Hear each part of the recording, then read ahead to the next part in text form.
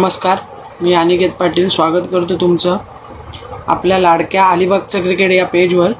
आज आपण गोष्ट अलिबागच्या खेळाडूंची या कार्यक्रमात अलिबागमधील नवगाव गावचा घातक फलंदाज दिगंबर हमणे यांच्यासोबत बोलणार आहोत।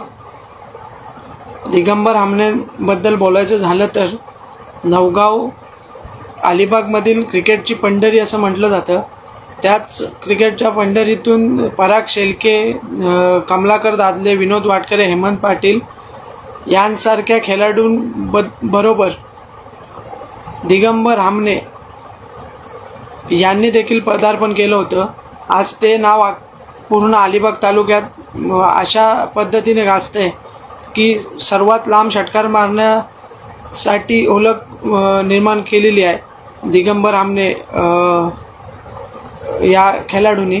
तर आपण अलिबागचं क्रिकेट या पेजला फॉलो करायला आणि जन्म आमचा अलिबागचा या यूट्यूब चॅनलला सबस्क्राईब, लाईक अँड शेअर करायला विसरू नका। असंख्य खेळाडूंच्या मुलाखती घेऊन आपण येणार आहोत। दिगंबर हमणेंबद्दल बोलायचं झालं तर 2008 ते 2012 साली तुफान फॉर्मला असलेला हा खेळाडू होता। त्यांनी अनेक असे सामने आपल्या स्वतःच्या जीवावर संघासाठी जिंकून दिले। सर्वात जास्त चर्चित असलेलं नाव होतं अलिबागच्या क्रिकेटमध्ये। आज देखील तेवढ्याच जोमाने तुम्ही पाहिला असाल अलिबाग प्रीमियर लीग असो, नाहीतर PNP चषक असू द्या, नाहीतर आमदार चषक असू द्या, त्यात अप्रतिम फलंदाजीने आपल्याला पुन्हा एकदा लक्ष वेधित केलेलं आहे। तेच दिगंबर हमण्यांसोबत आज आपण बोलणार आहोत। स्वागत आहे तुझं दादा माझ्या या कार्यक्रमात। नमस्कार। आपण डायरेक्ट प्रश्नांकडेच बोलू, कारण जास्त वेळ आपण घ्यायचा नाही आहे म्हणून। तुझी क्रिकेटची सुरुवात कशी झाली, कोणत्या साली झाली ते पण महत्वाचं। क्रिकेटची सुरुवात तसं बघायला तर आमच्या गावात पहिला होळी चषक व्हायचा, तेव्हा होळीला आमच्या टुर्नामेंट होत्या इंटर नवगाव, तेव्हा मी चालू केलं म्हणजे 8वीला असताना। त्याच्यानंतर मी पहिला ऍज अ आयकॉन खेळायचो त्यांच्यामध्ये, मोठ्या संघामध्ये। आमच्या गावातले जे संघ होते 2-4 त्याच्यामध्ये मी आयकॉन म्हणून खेळायचो। मला घ्यायचे 2-3 प्लेयर घ्यायचे, त्याच्यामधून मी चालू केलं। त्याच्यानंतर मला बोरेश्वर नवगाव त्या संघाने घेतलं, त्यांच्यामधून मी चांगलं परफॉर्मन्स केला। त्याच्यानंतर मी लखमादमध्ये जॉईन झालो, लखमादमधून मग पुढची वाटचाल चालू झाली। पहिला असा सामना ज्या सामन्यात तू पहिल्यांदा अलिबागच्या क्रिकेटमध्ये तसं बोललास तर चर्चित झालास, असा पहिला सामना कुठला आहे की ज्या सामन्यानंतर तुझं नाव अलिबागच्या क्रिकेटमध्ये गाजलं? पहिली टुर्नामेंट तसं बघायचं आमची बोरेश्वर नवगावची दिगोडीच्या मैदानात आमची मॅच झालेली। टेंटचा संघ यायचा राजांचा, तेव्हा त्यांच्यासोबत आम्ही मॅच जिंकलेलो। तेव्हा माझं नाव जरा चर्चेत झालं। त्याच्यानंतर धोकोड्याची एक टुर्नामेंट, त्याच्यामुळे थोडंसं नाव जास्त चर्चेत झालं, तेव्हा मला सिरीजला अंगठी भेटलेली। तेव्हा ही म्हणजे सुरुवातीचा हा काल आहे जिथं तुला चान्स भेटला असं बोलायला हरकत नाही। सुरुवातीला कोणत्या साली सुरुवात झाली बोललेलास तू? मी 8वीला 9वीला होतो मी तेव्हा। म्हणजे खूप कमी वयातच मेन टीम मध्ये खेळण्याचा तुला मिळालं। कारण कसं मध्ये आमच्या नवगाव मध्ये पहिलं कसं होतं, 4 संघ मेन होते, बोरेश्वर नवगाव, रिलायन्स नवगाव, लखमादेव, हे 4 संघ। त्याच्यामध्ये मुलांना खेळण्यासाठी हे व्हायचे, त्यामुळे प्रॅक्टिसला जायचो। त्यांचं जर वाटलं त्यांना चांगलं हा पोरगा खेळतो, त्यांना इन टीम खेळवायचे, त्याच्यामुळे मला नाव करायला भेटलं। तेव्हा बोरेश्वर मध्ये राजू शास्त्री, नागनाथ खळकर, भानदास हे सर्व होते माझ्यासोबत। त्यांनी मला चान्स दिला ऍज अ मी मेन म्हणजे पहिला बॉलर म्हणून जॉईन झालो। मी बॅट्समन जायला नव्हतो, बॅट्समन मी लखमादेवमध्ये झालो। बोरेश्वर मध्ये मी ऍज अ बॉलर म्हणूनच खेळायचो। पहिलाच सामना आयुष्यातला जो पहिलाच आपण सामना खेळतो तो कधीच आपण विसरत नाही, की पहिल्याच सामन्यात काहीतरी असा परफॉर्मन्स होतो, तो त्याबद्दल काय सांगशील? सर्वात पहिला म्हणजे मला खरं सांगायचं तर पहिली बॉलिंग माझी चांगली पडली, माझी फिल्डिंग एकदम खराब होती, त्याच्यामुळे मला खूप भीती वाटायची। पहिल्याच सामन्यात माझ्याकडून 2 कॅच सुटले। आमचे सिनियर पहिले असं शांत व्हायचे, जर चूक झाली तर तिथंच बोलायचे. कधी कोणी चूक झाली, माझी बॉलिंग चांगली होती पण कॅच सुटायचे. फिल्डिंगला मी खूप खराब होतो. त्याच्यामुळे तो सामना मला खूप आठवतो. काय सिनियर मला नेहमी बोलायचे, तू बॉलिंग टाकलीस काय फायदा नाही, पण जर 2 कॅच टाकलेस तर आपण मॅच हारणार 100%. बरोबर. मग जे तू यष्टीरक्षक जो झालास तो तेच कारण होतं म्हणून झालास की काय संघात? नंतर तुला जास्त करून आम्ही यष्टीरक्षक म्हणूनच बघितलं संघात. माझी जेव्हा मी लेदर मध्ये जेव्हा रायगड डिस्ट्रिक्ट मध्ये शोल्डर इंजुरी झाली तेव्हा मी बॉलिंग बंद केली. त्याच्यानंतर मी यष्टीरक्षक झालो. तुला क्रिकेटमध्ये आणणारा तुझा गुरु कोण आहे? म्हणजे प्रत्येकाचा एक आदर्श असतं की तो आपल्याला शिकवतो किंवा मार्गदर्शन करतो. तुझा कोण असा आदर्श आहे किंवा कोण असं गुरु आहे की ज्याने तुला क्रिकेटमध्ये आणलं? पहिलंच बोरेश्वर नवगावमध्ये भानदास खोत, राजू शास्त्री यांनी मला चांगली संधी दिली. त्याच्यानंतर लखनौमध्ये प्रकाश खळकर, विक्रम पावसे, देवा रोगे, विनोद होता यांनी चांगली संधी दिली. त्याच्यानंतर ओपनचा क्रिकेट खेळायला लागलो. तिथं माझे सिनियर होते रुपेश बाबी, रुपेश शिंदे, महेंद्र दादा यांनी मला बाहेरची संधी दिली. त्याच्यानंतर रोहामध्ये पण भरपूर माझे होते ज्यांनी मला चांगली बाहेर खेळायची संधी दिली. परेश दादा होता जो आम्हाला आपला अलिबागचा संघ तयार करून बाहेर न्यायचा खेळायला बाहेरच्या टुर्नामेंटला.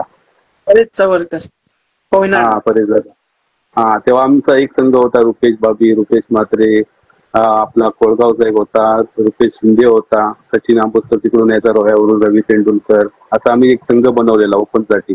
परिजादा आम्हाला बाहेर जायचं खेळायला महाबळेश्वर बाहेरच्या टुर्नामेंट मोठ्या. म्हणजे सर्वात जुनी म्हणजे तसं बोललास तर सर्वात जुना खेळाडू आहे जो ओपन क्रिकेट खेळला आहेस असं बोलायला हरकत नाही. की त्यांच्या जे महेंद्र म्हात्रे, तू जे बोलतोस परेश चवरकर, हे सर्वात जुनी नाव आहे. त्यांच्या बरोबर म्हणजे तू खूपच असा यंगस्टरच असशील. माझं चांगलं भाग्य आहे काय मला कमी वयात त्यांच्यासोबत खेळायची संधी भेटली, शिकायची संधी भेटली. दादासोबत, परेश दादासोबत. परेश दादाचा मी फेवरेट आहे कारण त्यामध्ये परेश दादा माझा एकच आहे स्टेट ड्राईव्ह. महेंद्र दादाकडून बॉलिंगच्या टिप्स घेतल्या. रुपेश बाबी होता, रुपेश शिंदे जो चांगला यष्टीरक्षक त्या काळात, तो चालाक होता. पण पाहिलेला आहे त्यांना. हा त्यामुळे चांगले सिनियर भेटले ज्यांनी मला चांगल्या टिप्स दिल्या, चांगल्या प्लेअर सोबत खेळायला भेटलं. त्याच्यामुळे आज हे तेवढं चांगलं भेटते खेळायला. बरोबर. कोणता असा सामना लक्षात आहे का ज्या सामन्यात तुझी सर्वोच्च धावसंख्या आली होती, किंवा कोणते असा सामना सांगशील की तिथं बॉलिंग मध्ये पण चांगला असा फिगर म्हणजे फिपर घेतला होता 4 विकेट असं? भरपूर आहेत. आता आम्ही एक टुर्नामेंट खेळायला गेलो, महेंद्र दादा, मी, पंकज होता, त्याच्यासोबत नरेश ठोंबरे, आम्ही 4 जण होतो. कलिनाच्या ग्राउंडवर होतो. एमएलए ट्रॉफी होते.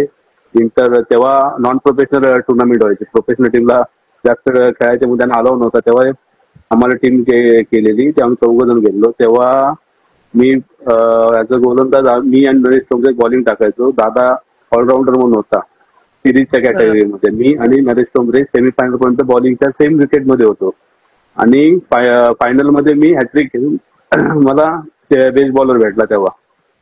आणि बॅटिंगचं बोलशील तर एकच ग्राउंड सोगावचं, जे ऍज अ फेवरेट आहे माझं. तिथं माझं शतक पण आलं आणि ऍज अ रन चेस आम्ही 100 रन चेस करता हारलो. बरं, म्हणजे ते तुझ्यासाठी सर्वात लकी ग्राउंड आहे तसं बोललं असतं. कारण सोगाव मध्ये आम्ही पण सोगाव ऍज अ लेवल चांगलंच ग्राउंड आहे माझ्यासाठी. बॅटिंग बॉलिंग पण तुझी बॅटिंग तिथं चांगलीच भरतं सोगावच्या ग्राउंडवर. जसं दिवसाच्या पण क्रिकेटला पण चांगलीच होतं तसं नाईटचं क्रिकेट पण तेवढंच हे आहे. पुढला प्रश्न असा आहे की नवगाव क्रिकेट बद्दल काय सांगशील? म्हणजे त्यांचा मागचा पूर्ण इतिहास. कारण नवगाव क्रिकेट हे अलिबाग मधील क्रिकेटची पंढरी मानली जाते. सर्वात जास्त खेळाडू नवगाव क्रिकेट देतं, चांगले बॉलर देतं, चांगले बॅट्समन देतं, ऑलराऊंडर देतं. काय सांगशील नवगाव क्रिकेट बद्दल पूर्ण इतिहास मागून सांगायचं झाला तर? जुन्या लोकांचा इतिहास एकच तुला मागाशी पण मी ते बोललो ना, की नवगाव हा फिअरलेस क्रिकेट खेळतो. कधी बोललं नाही की आम्हाला ही टीम द्या, ती टीम द्या, जी येईल, मुंबई असू दे, पेंटचे असू दे, नागोठणा असू दे, कुठली पण टीम जी येईल त्यासोबत खेळायचं. आमचा एकच हिशोब आहे नवगावचा, जिंकलो तर पहिल्या चांगल्या टीम सोबत खेळायचं, जिंकलो तर फायनल, हारलो तर घरी, हा हिशोब होता. त्याच्यामुळे नवगावने चांगले प्लेअर इंट्रोड्यूस केले. आणि नवगाव असं कधी नाही काही विचार नाही केला का हा प्लेअर कमी आहे याचा म्हणून याला हे नाही. जो परफॉर्मन्स देईल त्याला ती त्याची जागा भेटायची, त्याला बॉलिंग भेटायची, बॅटिंग भेटायची त्या जागेवर. तुमचा फक्त परफॉर्मन्स पाहिजे. बरोबर. तुमच्या नंतर जी पिढी तयार झाली ती पण त्याच तोडीने आता क्रिकेटमध्ये आहे. कारण जेवढे खेळाडू तुम्ही तयार म्हणजे तुम्ही जसे तुम्हाला तयार केले तसे तुम्ही पण नवीन नवीन खेळाडू तेवढेच तयार केले असं बोलायला काय हरकत नाही. पण आत्ताच्या पिढीचा एक डाऊनफॉल काय माहितीये का, आम्ही क्रिकेट खेळलो, आम्हाला फक्त लोक डोळ्याने बघायची, आता लोक कॅमेऱ्यात बघतात. कॅमेऱ्याचं जग खूप वाईट आहे. तुम्ही एका दिवसात फेमस व्हाल पण तुम्हालाच नाही समजलं तुमचा डाऊनफॉल कुठून चालू होईल. बरोबर. हा मायनस पॉईंट आहे आत्ताच्या क्रिकेटचा. आत्ताची मुलं एक सिक्स मारला लगेच व्हिडिओ टाकणार, पण तुम्ही त्याच्यासाठी 10 बॉल खाल्ले ते कधीच नाही बोलणार. खरी गोष्ट आहे. हा हा आत्ताच्या पिढीचा खूप पर्याय आहे. बरोबर आहे. कारण तुम्हाला 1 ओव्हर मध्ये 24 रन पण 4 षटकार लगातार पण मारलेत, पण पुढले 2 बॉलला 2 विकेट घेतले तर तुम्ही ते टाकणार, पण पहिले 4 षटकार मारलेले ते टाकणार नाही. तुम्हाला दाखवायची तर पूर्ण मॅचची दाखवा. तर मी यामध्ये 6 बॉल डॉट केले, त्याच्यानंतर मी 2 सिक्स मारले, पण एक पूर्ण अख्ख्या टुर्नामेंटमध्ये बॉल एकच सिक्स मारतो बॅट्समन, पण तीच व्हिडिओ टाकणार त्याच्यासाठी, फेमसाठी. आणि फेम एकदम बेकार आहे आत्ताच्या क्रिकेटला. तुम्ही बॅटनी नाव कमवा. खरी गोष्ट आहे. कारण जुन्या खेळाडूंना म्हणजे कसं, जर त्या वेळेला जर लाईव्ह असतं, माझं असं मत सांगतो, त्यावेळेला लाईव्ह असतं तर ज्या बॉलवर आत्ताचे बॉल तर नेहमी याचे आहेत की पहिल्या बॉल पासून षटकार जातात, ते बॉल तुम्ही जे खेळलेत ते खन्नापासून म्हणजे पहिल्या 2 ओव्हरी तर खालूनच खेळायला लागायच्या, नंतरचे गेलं तर षटकार, नाही तर मग हे. त्याबद्दल काय सांगशील की फास्ट होत पहिलं क्रिकेट बद्दल आणि आत्ताचं क्रिकेट जसं फास्ट झालंय त्याबद्दल जरा सांगितलंस तर बरं. पहिला क्रिकेट कसा होता, पहिला क्रिकेट चपलाईचा पण होता. पहिला 2 ओव्हर तुम्ही सिंगल डबल खेळला. पहिले स्पेशलिस्ट बॅट्समन असायचे पहिल्या 2 ओव्हरसाठी, जे फक्त सिंगल डबलच खेळणार, बॉल रोल करणार. तो रोल झाला शेवटच्या 4 ओव्हरला अटॅकिंग बॅट्समन येणार, ते सिक्स मारणार. प्रत्येक बॅट्समनचा प्रत्येकाला रोल माहिती होता का त्याने 3 ओव्हरपर्यंत हा स्कोर न्यायचा आहे तुम्हाला. बरं. आत्ताचं क्रिकेट कसं झालं, आज व्हेरी फर्स्ट बॉल तू सिक्स मारतो,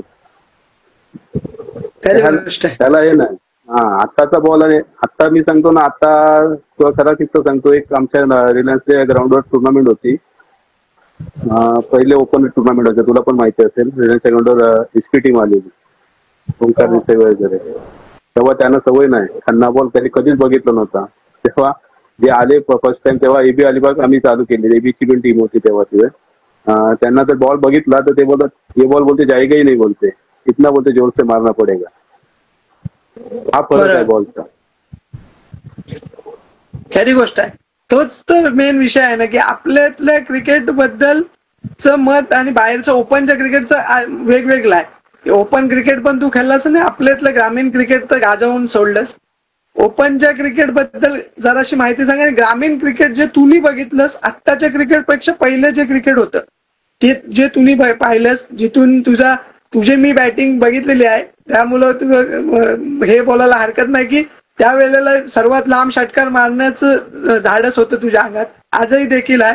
त्याचबद्दल सांग की ग्रामीणचं क्रिकेट आणि ओपनच्या क्रिकेटमध्ये, कारण ओपनचं क्रिकेट एवढं फास्ट झालंय की बॉल तुला टायमाला एखाद्या बॉलरला 6 षटकार पण मारतात, पण त्यावेळेला मारणं किती मुश्किल होतं. हे याबद्दल काय सांगशील ग्रामीण आणि ओपन क्रिकेट बद्दल? ओपनचा क्रिकेट कसं, ओपनचा जसं तू खेळशील तसा तुझा गेम, जसा जशी मॅच आहे तर समजा 60 रन पाहिजे, त्या हिशोबाने बॅट्समन खेळतो. ओपनचा माइंडसेट वेगळा आहे खेळायचा. तो प्रत्येक बॉल तुला सिक्स मारला जाणार नाही. त्यांचं कॅल्क्युलेशन एक असतं, एक सिक्स आला तर आपल्याला 3 सिंगल आल्या तरी ओव्हरला 10 रन होतात, या हिशोबाने चाललं. आपल्या ग्रामीणमध्ये कसं आहे, एक मारला चल अजून 2 मार, पण त्या 2 मारण्याच्या जर तू 4 बॉल डॉट होतोस, तुझा रन रेट कमी होतो, ओव्हर रेट कमी येतो. ओपनचा आणि ग्रामीणमध्ये हा फरक आहे. मी मुलांना ते पण सांगतो, कधी पण माझ्या ग्रामीणचे जे माझ्यासोबत खेळायला असतात थोडं, काय तुम्ही प्रत्येक बॉल सिक्स मारा जाऊ नका. 1 सिक्स मारा, 2 सिक्स मारा, पण राहिलेले 4 बॉलला कमीत कमी 2 सिंगल घ्या. बॉल डॉट नका टाकू. बॉल डॉट टाकले समोरचा बॉलर आहे हेवी होणार तुमच्यावर. सर्वात जास्त बॉलरला चीड असते सिंगल पासून. सिक्सरला बॉलर भीत नाही, तर सिक्सर मारला माहिती आहे दुसऱ्या बॉल आउट होणार, पण सिंगल बॉल आउट नाही होत कधी. हा जुना क्रिकेट आहे, जेव्हा राजू शास्त्री, अमोल खेळायचे हालून सिंगल डबल, तोच फरक होता ना. तुला मगाशी पण ते सांगतो, राजू शास्त्री, अमोल, जेव्हा पहिले जेव्हा महेंद्र दादांची टीम असायची, आपला राजू दादा टीम बनवायचा कोलगावची, तेव्हा प्रत्येकाचा रोल डिफाईन होता. त्यांनी जाऊन हा काम करणंच आहे त्यांना. आत्ताच्या पिढीचं काय, जाऊन फक्त मला सिक्स माझी रील येईल, माझी व्हिडिओ येईल, मला हा पॅकर घेईल, तो पॅकर घेईल, हा फरक आहे. खरी गोष्ट आहे. खरंच ही गोष्ट 100% खरी आहे. कारण तोच माझा पुढला प्रश्न आहे की पॅकर्स जे टीम तयार करतात आता, पहिलं कसं होतं की पूर्ण टीम घ्यायचे, काही पॅकर कसे होते पूर्ण टीम पूर्ण घ्यायचे. आता जो एक षटकार म्हणजे एखादी टुर्नामेंट खेळतोय चांगला त्याला नेक्स्ट टुर्नामेंटला पॅकर पॅक टीम मध्ये घेतो. तर तू त्याबद्दल काय सांगशील की एखादा पूर्ण संघ घेऊन खेळण्यात कॉम्बिनेशन मध्ये चांगला आहे की असं एक एक खेळाडू घेऊन खेळण्यात? कसं आहे, पॅकरला काय पॅकरचं एकच आहे, पूर्ण संघ जर तुला भेटत असेल त्यांचं कॉम्बिनेशन जुळलेलं असतं. प्रत्येकाला प्रत्येकाचा रोल माहिती असतो. कोण कधी भांडण नाही करणार कारण मला माझी ओपनिंग जागा का नाही भेटली, मला मिडल ऑर्डरची जागा का नाही भेटली. प्रत्येकाचा रोल डिपेंड असतो. जेव्हा तुम्ही प्रत्येक टीमचा प्लेअर घेता तो प्रत्येक टीमचा प्लेअर ओपनर असतो. त्याला जर जागा नाही भेटली त्याच्या मनात शंका राहणार, तर मला माझी जागा नाही भेटत, माझी बॅटिंग नाही होत. मनात शंका कुठेतरी राहतेच, तर मला माझी जागा नाही भेटली, माझी बॅटिंग नाही होत. तर पॅकर्सला एकच घ्यायचे असेल तर पूर्ण टीम घ्या. आणि जरी तुम्ही सिंगल प्लेअर घेत असाल प्रत्येक टीम मधून एक एक दोन दोन, तर त्यांना वर्षभर खेळवा. घेतला एका टुर्नामेंट म्हणून मी माझा गेम ना झाला बाबा जा घरी जा, तसं नाही. त्याला पण त्यांना श्युरिटी पाहिजे की हा पॅकर मला वर्षभर खेळवेल, मी याच्यासाठी वर्षभर राहू शकतो. बरोबर. पॅकर्स बद्दलच बोलायचं झालं तर आता मी मागा पण प्रश्न केला होता हा की बाहेरचे ओपनचे खेळाडू आपण घेऊन येतो आपल्याकडे खेळवायला. आपल्यातले खेळाडू लोकल खेळाडू जरी चांगले खेळत असले तरी पण आपण त्यांना जास्त करून घेत नाही, किंवा घेतले तरी ओपनच्या खेळाडूंना आपण 50,000 द्यायला पण तयार असतो आणि ग्रामीण खेळाडूंना आपण 2,000 पण देत नाही. अशी स्टोरी आहे. मग तू त्या पॅकर्सना काय सांगशील की अलिबागचं क्रिकेट एवढं पण क्रिकेटर काही वाईट नाहीत की जे ओपनच्या खेळाडूंना हरवू शकत नाही? तू काय सांगशील त्याबद्दल?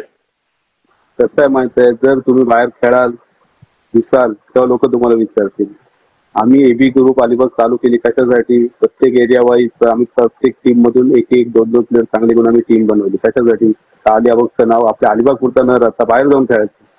आम्ही पहिल्याच वर्षी टीम चालू केली. मी, रुपेश शिंदे, महेश दादा, रुपेश बाबी यांनी आम्ही टीम चालू केली. प्रत्येक एरिया वाईज प्रत्येक गावामधून दोन दोन प्लेअर घेतले आम्ही. अशी 16 जणांचा स्क्वॉड बनवला. तेव्हा मग प्रशांत नाईकने स्पॉन्सरशिप केली पहिल्याच वर्षी. आम्ही त्याच वर्षी 16 फायनल मारल्या. अलिबागचं नाव बाहेर केलं, लोकांना नावं दिसायला लागली की हे प्लेअर आहे, ज्यांना बोलवायला लागले. आता कुठे झालंय, अलिबाग टीम बाहेर दिसतच नाही. तुम्हाला बोलवायला तुम्ही बाहेर जा, खेळा, भले हारा, फरक नाही पडत. तुम्ही बाहेर जाऊन निदान दिसली पाहिजे अलिबागची ही पोरं आहेत, ही 11 पोरं आलेली खेळायला, ती जर पाहिजे ना. इकडच्या पॅकर लोकांना काय हल्लीचं क्रिकेट काय, तुला मगाशी काय बोललो, हल्लीचं क्रिकेट झालं ऑनलाईन. त्यांना प्रूफ लागतो आपल्याला. हा एक सिक मला व्हिडिओ दिखाईस का, तर व्हिडिओ दाखवायला पाहिजे ना त्यांना. व्हिडिओ दिसेल कुठे, तुम्ही खेळतच नाही. हा फरक आहे. खेळाडू जे आहेत तेच आपले बाहेर खेळायला जातात, त्यांचं नाव झाले म्हणून त्यांना बोलवलं जातं. पण कसं आहे माहिती आहे, आता अलिबागची पोरं का नाही होत तुला एक मी सांगतो. आता आपल्या अलिबाग मध्ये काय कॅटेगरी आहे? सुपर 8. सुपर 8 का? ते का झालेत, कशामुळे झालेत, त्यांनी कधी विचार नाही ना केला. आज तुम्ही सुपर 8 मध्ये कंटिन्यू खेळा, तुम्ही फोकस मध्ये राहाल, तुम्हाला पण लोक बोलवतील. तुम्ही प्रत्येक वेळी तुम्ही तुमच्या एरिया वाईज खेळणार. आमच्या या 8चा ग्रुप, आमचा 16चा ग्रुप, एवढंच आम्ही घेऊन खेळणार. तुम्हाला कोण विचारणार? मग तुम्ही बोंबा मारणार बाहेरचे प्लेअर आणले यांनी. ती कोणची आहे? ती तुमचीच आहे ना. तुम्ही बाहेर खेळा, लोकांना दिसा. सुपर 8 असेच नाही झालेत. ते लोकांसोबत ओपनच्या टीम सोबत खेळलेत, सुपर 8 चांगल्या टीम सोबत खेळलेत म्हणून त्यांची नावं झालीत. आशिवरा, नौकार, विराट, थळ, ते कंटिन्यू एकामेकासोबतच खेळतात. तुम्ही या, हरवा, फरक नाही पडत. तुम्ही हारा, 2 टुर्नामेंट हाराल, 3 टुर्नामेंट हाराल, पण 4थ्याला हारवाल लगेच तुमचं नाव होईल. खरी गोष्ट आहे. तेच आहे की सुपर 8 जो नाव झालंय ना, ते सुपर 8 तेच संघ सुपर 8. काही तुम्ही जर त्यांच्यासोबत मॅच लागल्यावर तुम्ही काय सांगणार, आम्ही आज येणार नाही, त्यांच्यासोबत नको रे लावू आम्हाला, हे तुम्ही सांगता. तुम्ही असा विचार करत नाही की सुपर 8च नको, आपण सगळे मिक्स खेळू. त्या मिक्स मध्येच ज्याच्यासोबत लागल, ज्याच्यात खरोखर जिंकण्याची कॅपॅसिटी आहे, ज्याला खरोखर खेळलंच पाहिजे, तो नाही खेळलं नाव कुठून होणार तुमचं. हीच गोष्ट आहे ना आपल्या. तर हीच गोष्ट मी तुला पुढला प्रश्न हाच आहे माझा की जे आपलं प्रीमियर लीग होतात त्याच्यात मी या 4-5 माझ्या इंटरव्ह्यू झाल्या त्यात हा प्रश्न केला की त्या लीग मध्ये चांगलं टॅलेंट हे बेंचवर बसलेलं राहतं, पण याचं कारणच सुपर 8 आहे. कारण सुपर 8 मधले खेळाडूच कॅप्टन असतात. ते काय बोलणार की आम्ही यांना बघितलंच नाही तर यांना चान्स कसा काय देणार. जोपर्यंत तुम्ही त्यांच्यासोबत खेळलं तेव्हा तुम्हाला ते त्यांच्यावर बोली पण लावतील आणि तुम्हाला घेतील सुद्धा. सांगा याबद्दल तुझं मत काय सांगशील? खरं तर सांगू ना, लीग हा प्रकार आहे चांगला, पण खरं सांगू लीग मध्ये खेळण्यासाठी तुम्हाला पोटेन्शियल पाहिजे. खेळण्यासाठी त्या थोडीचं तुम्हाला उतरायला लागेल त्या लीग मध्ये खेळ. आणि सर्वात तुला एक खरं सांगू, लीग मला वाटत नाही काय मोठे प्लेअर प्रोड्यूस करू शकते जास्त. तुम्ही त्या लीग मध्ये ग्रामीणचा एक लॉट ठेवा, तुम्हाला खेळणार भेटणार. आणि हल्ली काय माहिती हे आहे, पॉलिटिक्स आहे, सगळीकडे पॉलिटिक्स आहे. जो कॅप्टन त्याचे 4 प्लेअर, मॅनेजर त्याचे 2 प्लेअर, ओनर तो सांगणार माझ्या गावचे 2 प्लेअर घ्या. तुमचं काय कॉम्बिनेशन बोलणार आहे? माझं तर एकच मत आहे, प्रत्येक आयोजकाला त्या जेवढ्या प्रीमियर लीग होतात ना, एक आयोजन कोणतरी असं करा तिथे विदाऊट कॅप्टन, फक्त कॅप्टन, ओनर आणि मॅनेजर यांनी टीम निवडा 14ची पाहिजे ते घ्या, मग तुम्ही त्यातून कॅप्टन निवडा. कारण प्रत्येक वेळी तेच खेळाडू खेळताना आपल्याला दिसत सगळे जिंकला. सगळ्याच तू कधी पण बघ, जो कॅप्टन आहे ना त्याचे जे 4 पर्टिक्युलर प्लेअर आहेत ना ते तुला दिसणार. आणि जे मी तुला सांगतो ना, आता मी एवढा क्रिकेट बघितलाय, पण तिथं पण जे आतमध्ये बसतात ना तिथं पण होते, हे बाबा हा माझा प्लेअर, याला बोलू नको लावू, हा माझा प्लेअर आहे, हा सोड, हे तू घे, हे मी घेईन. त्याच्यापेक्षा कॅप्टन प्रकारच बंद करा. बसवा कॅप्टन, ओनरला आणि मॅनेजरला, बघूया तुमच्यात गट्स किती कसे प्लेअर घेता, निवडा तुम्हाला जो पाहिजे तो. हा तुम्ही 14 प्लेअर घ्या. IPL कशाला बोलतात? IPL मध्ये कुठे कॅप्टन असतो? IPL तुम्ही फॉर्मॅटला नाव दिलं बरोबर, IPL मध्ये कॅप्टन कुठं असतो? सुरुवातीला कधी कॅप्टन बसलेला कधी गोष्ट आहे. त्याच्यामध्ये परत एक बेनिफिट हल्ली झालं, पैशाचा खेळ सगळं ते दिसते डोळ्याने, लोकांकडून पण ऐकलंय. त्याच्यामुळे ओनरचा पण पैसा वाचेल, सगळ्यांचा पैसा वाचेल. हेच माझा पुढला प्रश्न आहे की लीग साठी पण आता हल्ली खेळाडू कॅप्टन राहण्यासाठी पैसे घेतात. हे मी पण ऐकलंय. मला अजून आपण प्रत्यक्षात नाही बघितलं, पण जे ऐकायला येतं ते आपण प्रश्न विचारायला काय हरकत नाही की तू जर जास्त दिलंस तर मी तुझा कॅप्टन राहतो. याच्यासाठी देखील केलं जातं आणि प्रत्येक खेळाडूकडून पण पैसे घेतले जातात असं पण माझ्या कानावर आलेलं आहे. ही गोष्ट खरी आहे आणि हे जर होत असेल तर याबद्दल काय? हे आपल्याकडेच नाही, रायगड प्रीमियर लीग पासून चालू आहे. मी रायगड प्रीमियरला 2 वर्ष ऍज आयकॉन म्हणून खेळलो. माझा परफॉर्मन्स नाही झाला, मी बाहेर पडलो, माझ्या आता सिलेक्शन नाही होत. पण तिथं पण मी बघितलेलं आहे, जो कॅप्टन आहे तो 10-10, 20-20 हजारची मागणी करणार. प्लस प्लेअर जो आहे फोन करणार, दादा मला घे, मी तुला एवढे देतो, दादा मला घे, एवढे देतो. म्हणजे जो कॅप्टन बसतो, जो विदाऊट टुर्नामेंट न खेळता प्रत्येक कॅप्टन 40 ते 50 हजार कमवतो निव्वळ दुसऱ्या टेबलवर बसून. बरोबर, हे नुकसान कोणतं आहे? पैसे विकत घेऊन तुला प्लेअर नाही ना भेटत. जो तू प्लेअर घेतात पैसे विकत घेऊन, ते काय चांगले प्लेअर नसतात. चांगला प्लेअर कधीच फोन करणार नाही, दादा मी 5 हजार देतो म्हणून मला घे म्हणून. फोन कोण करणार? ते कुठं दिसत नाही, ज्यांना खरंच खेळायची असते, खाज असते, मला इथं दिसायचं या टीम मध्ये, तेच फोन करणार का मला मी 10 हजार देतो, 5 हजार देतो, मला घे. बरोबर, खरी गोष्ट आहे. तेच तर आहे ना, क्रिकेट तुम्ही क्रिकेट सारखं नाही बघत आता, नुसता पैशांचा खेळ झालाय असं बोलायला काय हरकत नाही. कारण जो तो पैसे घ्या, माझं म्हणणं काय, तुम्ही कॅप्टन राहता त्याचे पण घेतलेत, माझं त्याबद्दल पण मत नाही की घ्या तुम्ही कॅप्टन, पण खेळाडूंकडून तुम्ही जी मागणी केलता किंवा खेळाडू तुम्हाला सांगतात की मला घेण्यासाठी तुला मी देतो, त्यावेळेलाच तुम्ही समोरच्या संघाच्या तुम्ही पण आणि संघ मालकाने पण हा विचार केला पाहिजे की नाही नाही असं नाही, जे खेळाडू खरंच चांगले आहेत त्यांना तू घे आणि आपला संघ बनव.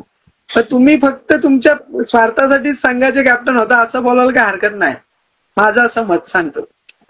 100% चालूच आहे सध्याच्या कंडिशनला खूप. आणि आता दिसून येते असं आहे, ठीक आहे एखादा चांगला आहे राहिला ठीक आहे, तर तुम्ही राहून पण पैशाची जर मागणी करत असाल, हे असं घे कसं झालं, त्याचा आयकॉन प्लेअर तुला कसं सांगतात, आयकॉन प्लेअरला 40 हजार दिले, मग बोलत 50 हजार देतात, पण तेच आयकॉन जेव्हा तुम्ही बोलवता त्याच्यासोबत 7 पोरं खेळतात ना, त्या 7 पोराचा तुम्ही जेवायचं कधी विचारत नाही पॅकर लोक, पण त्यांना ऑलरेडी 40,000 50,000 देऊन मोकळे होता. ते तुम्हाला जिंकवतात का पूर्ण टुर्नामेंट? 7 पोर आहे ते कुठेतरी कोणतरी कॅच घेणार, एक ओव्हर टाकणार, बॅटिंग करणार, काहीतरी एफर्ट देणार ना, तर त्यांना पण तुम्ही तेवढी व्हॅल्यू द्या. हा, मग तोच माझा पण तुला प्रश्न मगाशी तोच होता की तुम्ही त्यांना 50,000 देताना पण ते 4 जणच सगळं संघ चालवत नाही, त्या तुम्ही ते उरलेले 7 जण आहेत त्यांना तरी नाही तर मग तुम्ही अलिबाग मधलेच आयकॉन घेऊन का नाही जिंकू शकत? जिंकू शकता तुम्ही. आपल्यातले जे आयकॉन आपण ठेवतो की 4 IPL फॉर्मॅट, आपल्यातले पण 4 आयकॉन होतील ना, प्रत्येक संघातले असतातच 4-4 चांगले खेळाडू, मग त्यांनाच घ्या ना, त्यांनाच तुम्ही एक 2-2 हजार दिलेत का 5-5 हजार देत, ते तरी खुश होतील ज्यांना 50,000 तुम्ही देता त्यापेक्षा. कसं आहे माहिती, आता आमची नवगाव टीम पूर्ण रायगडमध्ये ग्रामीण क्रिकेट खेळली, आयकॉन पण खेळलो, ओपन ग्रामीण ओपन पण खेळलो, पण पॅकर लोक खरंच सांगतो आयकॉन लोकांना त्यांना राहायला रूम, त्यांना गाडीचे पैसे द्या, जेवायला पैसे, वरून त्यांना हारू जिंकू 10,000-20,000 हजार. म्हणजे आम्ही जर कधी बोललो काय तर आम्हाला ट्रॅव्हलिंगचे पैसे द्या, जेवायचे आपल्याला चोरीवरती पैसे मागायचे. काही प्रकार असे पण बघितले, हारल्यावर घरी गेलेत निघून न पैसे देता. हे चुकीचं आहे पॅकर लोकांचं. खरी गोष्ट. आणि खरं तुला सांगू, आपला क्रिकेट आहे ना, आता खरं सांगतो पनवेलचा क्रिकेट मोठा का झालाय, तिकडचे लोक आयकॉन काय येतात, कारण त्यांनी त्यांच्या इथे असा फॉर्मॅट करून ठेवलाय, जो प्लेअर आहे ग्रामीण पण खेळतो, ग्रामीण खेळला काय तालुका पण तोच प्लेअर खेळतो, तालुका खेळला काय लगेच ओपनला पण जातो. एक टुर्नामेंट एक प्लेअर 4-3 फॉर्मॅट मध्ये खेळतो. तेच आपल्याला चालू करा, आपणच आपल्या इथे ग्रामीणचं चालू करा, तालुका चालू करा. ऍज अ आयकॉन घ्यायचा असेल ना, आयकॉन पण आपल्या स्वतःची टीम सोडून अलिबाग तालुक्यातून कोण पण घ्या, बरोबर, तेव्हा आपली पोरं मोठी होतील ना. काहीतरी क्रिकेटमध्ये चेंज व्हायला पाहिजे. लोक कुठे केली आणि आपलं क्रिकेट अलिबागचा अजून तो टीम टू टीम आणि गाव टू गाव मध्येच राहिलाय. त्याच्यात पण ऑब्जेक्शन घेणार की मला टीम टू टीम मध्ये याना टाकली, गावचा हा संघ नाही, असं पण आहे. असे पण काही टुर्नामेंट खरं सांगतो ना, मी खरंच सांगतो, आमचा पहिला क्रिकेट खूप चांगला होता. या कोण कसे पण खेळा, ओपनचा क्रिकेट काही गाव टू गाव प्रकार नाही, टीम टू टीम प्रकार नाही. या खेळा, गेम असेल जिंका आणि बक्षीस घेऊन जा. 10-10 हजार 5-5 हजार बक्षीस जायचं, आता लाख रुपये बक्षीस आहे, पण त्याच्यामध्ये पण एवढी किटकिट. आपल्या इथून खेळत होता गेल्या वर्षी, हा परत इथे आला खेळायला, बाबा तू असं कर, तू तसं कर, ते चुकीचं आहे. म्हणून सांगतो ना, एकच फॉर्मॅट ठेवा गाव टू गाव, कोंगट नाही, हाकट नाही, काय नाही होणार. एक तालुक्याचा लॉट ठेवा, अजून पोरं वरती येतील, आपलीच पोरं आपल्यामध्ये मोठी होतील. आता गेम असेल त्याला घेऊन तुम्ही ओपनचे ओपन, खरी गोष्ट आहे, बरोबर. अलिबागची गोष्ट, अलिबागची पोरं काही एवढी पण अजून हे नाही राहिली, अजून खूप पोरं आहेत ज्यांना पोटेन्शियल अजून दाखवायचं, पण दाखवायला प्लॅटफॉर्म भेटत नाही. ते पॅकरला इथपर्यंत सांगेल, तुम्हाला जर वाटतं ना तुम्ही बाहेरच्या टीमांत, आपल्या अलिबागची अजून अशी किती पोरं आहेत त्याचे अजून चांगला परफॉर्मन्स देऊन अलिबाग ओपनला पण हारू शकतात. त्यांना घेऊन जा, पुढे खेळा, विश्वास दाखवा. मेन म्हणजे विश्वास दाखवल्याशिवाय तुम्ही मोठे ना होणार. प्रत्येक प्लेअरवर विश्वास दाखवला पाहिजे. बरं, पुढला प्रश्न माझा हा आहे तुला की तू काही वर्ष रिलायन्स मधून पण खेळताना दिसलास, अचानक रिलायन्स बास म्हणजे त्यातून न खेळता तू परत ओम साई नवगाव मधून पण दिसायला लागलास आम्हाला. असं काय झालं होतं की संघ चेंज करावा लागला?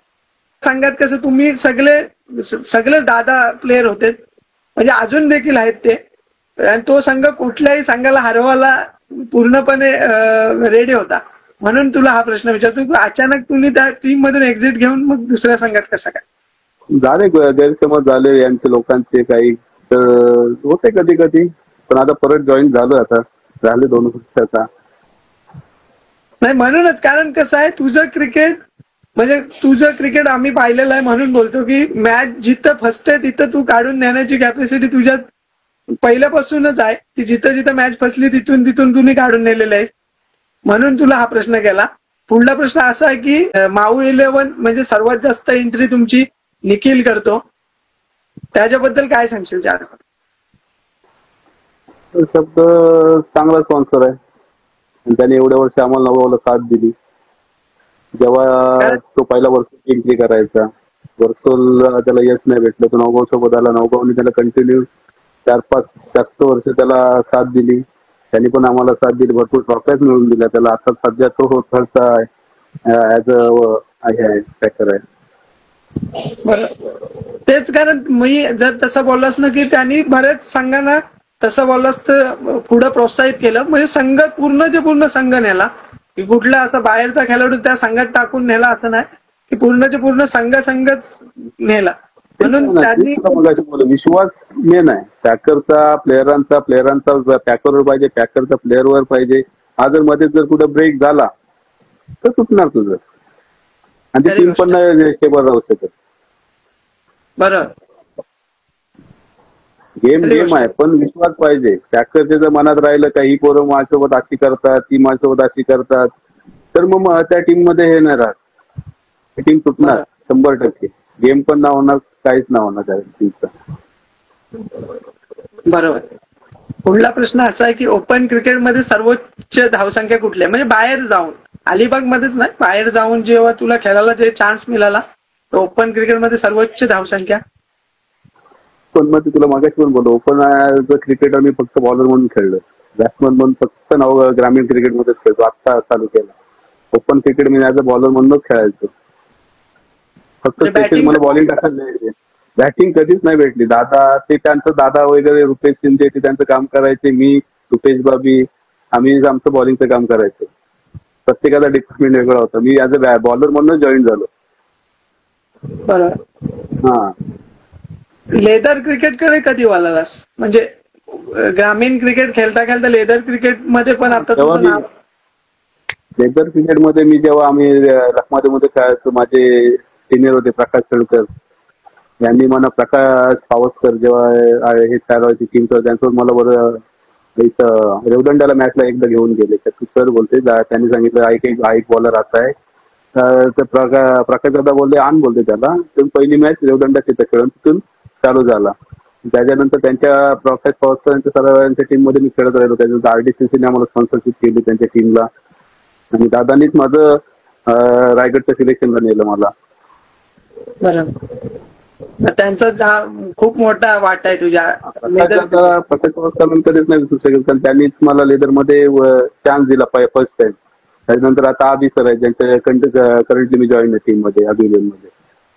बरोबर. लेदर क्रिकेटचा अनुभव काय सांगशील? मी ऋषी बरोबर आता झालेल्या इंटरव्ह्यू मध्ये त्यांनी चांगल्या पद्धतीने सांगितला. तुझा अनुभव काय लेदर आणि ग्रामीण क्रिकेटमध्ये, किंवा लेदर आणि टेनिस मधला किंवा रबर मधला काय फरक आहे? रबर क्रिकेट पण हल्ली आपल्याकडे आपण बघू शकतो की जाम मोठ्या प्रमाणात होतं, त्याबद्दल काय सांगशील? कसं आहे माहिती, लेदर तुम्हाला काय शिकवतं? टेम्परमेंट, तुम्ही कशी शांत राहाल, कशी मॅच तुम्ही किती बॉलला पुढे न्याल, हा शिकवतोय. त्याच्यामधून टेनिसवाल्याला हेच शिकायचं लेदरवाल्याकडून. जर लेदर तुम्ही खेळत असाल ना, तुमचा पेशन्स. लेदरची मॅच काय तुम्ही झटपट संपू शकत नाही. 20 ओव्हर 40 ओव्हर, आता 20 पहिले 40 ओव्हर आहेत, 20 ओव्हर आता आल्या. त्याच्यानंतर तुम्हाला त्यामध्ये काय शिकायला भेटते, काही मॅच मोठी कशी कराल. जो बॅट्समन आहे, बॅट तुम्हाला मोठी कशी करता येईल, जेव्हा माझी बॅटला बॉल लागतायत तर मी शेवटपर्यंत कसा खेळेल, हेच टेनिसवाला याच्यामधून शिकायचं असते. जर तुझ्या बॅटला बॉल लागतायत तर तुला शेवटच्या बॉलपर्यंत खेळायचंच आहे. तुला मॅच संपूर्णच यायचं जेव्हा तो बॅटला बॉल लागतात तेव्हा, ऍज अ बॉलर बॅट्समन कोण पण. खरी गोष्ट आहे, कारण तिथंच तुला तुझ्या म्हणजे धैर्याची हे लागतं, की कसोटी लागतं, की तू किती वेळ थांबू शकतोस तुला. पण टेनिस मधला खेळाडू जर लेदरला गेल्यानंतर तो टेनिस सारखे शॉट खेळू शकत नाही तिथे जाऊन. तुला तिथं तेच प्रॉपर शॉट खेळले पाहिजेत. नंतर तुला आताचे पण भरपूर पोरं आहेत ते लेदर खेळायला येतात, पण कसं आहे माहिती आहे, तुम्हाला कमीत कमी 1 वर्ष द्यायला पाहिजे बॅटिंगसाठी. ऍज अ बॉलर तुम्ही जाऊन टाकू शकता, पण बॉलिंग मध्ये पण तो रिदम जाऊन फक्त जोरात बॉल टाकायचा. लेदरचा बॉल तसा नाही, लेदरचा बॉल तुम्हाला हलवायला लागेल, हलवला तरच चालेल. जोरात टाकायला मला स्पीड आहे म्हणून हे नाही, बॉलिंग नाही पडत. बरोबर, खरी गोष्ट आहे. पुढला प्रश्न असा आहे की घरच्यांची किती साथ आहे, म्हणजे आजपर्यंत म्हणजे तू तसं बोलस तर 8वी पासून सुरुवात केलीस म्हणल्यावर शालेय क्रिकेट, शाळेतच क्रिकेटचा हे लागला, वेळ लागला असं बोलायला हरकत नाही. घरच्यांनी कसं तुला साथ दिली, किंवा घरच्यांकडून ओरडा खाल्लास काय जर 8वी पासूनच क्रिकेट सुरू केलं तर? घरच्यांकडून कधीच नाही त्रास, काय खेळासाठी जाऊ नको हे नको, घरच्यांनी फुल सपोर्ट केला. पप्पा तर मला खूप सपोर्ट करायचे. लेदर क्रिकेटसाठी तर जास्त सपोर्ट होता, टेनिसपेक्षा लेदरसाठी जास्त सपोर्ट होता पप्पांचा मला. त्याच्यातून लेदर खेळ. पण अनफॉर्च्युनेटली काय झालं, माझ्या शोल्डरला इंजुरी झाली, तिथपासून मी लेदर बंद करून टाकला. ऍज अ बॅट्समन तेवढे आपले पोटेन्शियल मला वाटलं नाही की आपण पुढे जाऊ शकतो. ऍज अ बॉलर पण होतो मी, पण शोल्डर इंजुरीमुळे मला माघार घ्यावं लागली त्याच्यामध्ये. घरच्यांचा मी खरंच आभार आहे का त्यांनी मला एवढी साथ दिली. बरोबर. आयुष्यात आपला एकदा तरी डाऊनफॉल येतो, प्रत्येक क्रिकेटरच्या आयुष्यात येतं, की जिथं आपल्याला वाटतं की खरोखर आता आपल्यातून होऊच शकत नाही, असा तुझ्या आयुष्यात आला का? मग त्याच्यातून तू कसं सावरलं स्वतःला आणि परत कमबॅक कुठं झाला आणि कसा केलास? डाऊनफॉल झालेला माझा आमचा लखनौमध्ये आम्ही कंटिन्यू मॅच हरत होतो. विनोद, मी, सिनियरने आम्हाला, सिनियर फक्त एक विक्रम होता आणि देवा होता आणि प्रकाश जाय, आम्ही 3 जण होतो आणि मी नवीन होतो तेव्हा आणि नवीन पोरं घेऊन आम्हाला टीम चालू करायची होती. एक वेळ अशी आली की आमच्याकडे एंट्री भरायला पैसे नव्हते. टीमची टुर्नामेंट होती, तर आम्ही सगळ्यांनी मिटिंग करून, सगळ्यांनी विचार करून वर्गणी काढून आम्ही हे केली, टीम टाकली. तिथून आम्ही जी लखनौला परत भरायला दिली. प्रत्येकाने चांगली मेहनत घेतली.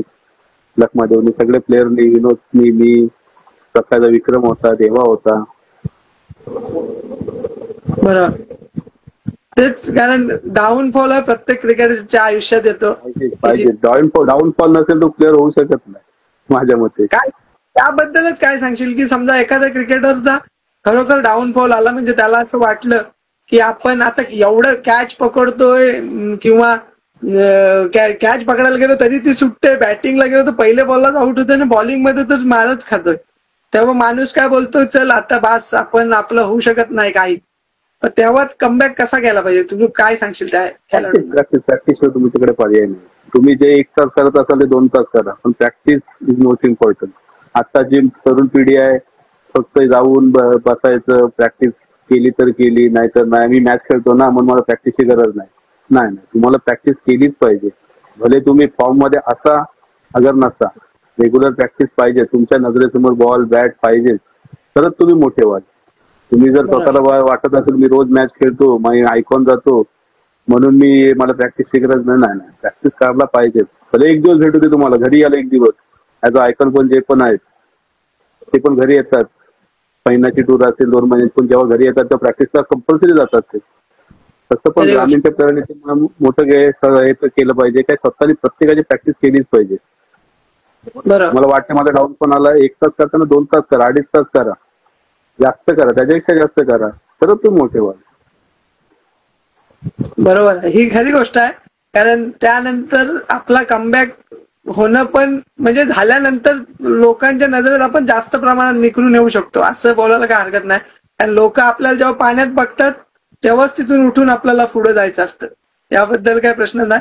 पुढला प्रश्न माझा हाच आहे तुला, की एखादा खेळाडू आज 2 टुर्नामेंट चांगला खेळला की त्याला वाटतं की माझ्या मुलं संघ पुढे चाललाय, वाटतं. हे प्रत्येकाचं तुम्ही पण अनुभवलं असशील तुझ्या सोबतच्या खेळणाऱ्यांबद्दल किंवा दुसऱ्या संघातून.